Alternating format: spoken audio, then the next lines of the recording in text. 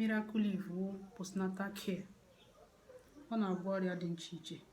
Ị na-enwe convulsion, ị na-enwe ear problem, miracle leaf ga-agwọ gị ya.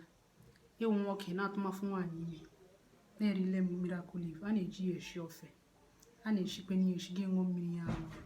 Ka onwe ihe a na-eji meji ya gboji porridge. Iwu ị na-enwe ulcer, gastric ulcer. Usually m ihe a miracle leaf a na-agwọ ya agwọ, a na-ata ya ata. You can chew it raw, you can eat it raw. The raw, eat every part of the body, you can chew it. A na-eji ya for teeth problem. Ị na-eji ya for teeth. A na-eri ya eri. A na-eji ya agwọ ji porridge ya sauce. A na-eji miracle leaf agwọ. Ọ na-for convulsion, for cough, malaria, fever. Miracle leaf ọ na-agwọ. Ị na-enwe headache, ọ na-agwọ ya.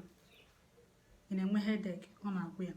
Ị na-enwe inflammatory disorder, ọ na-agwọ. Miracle leaf na-agwọ ya. Ị na-enwe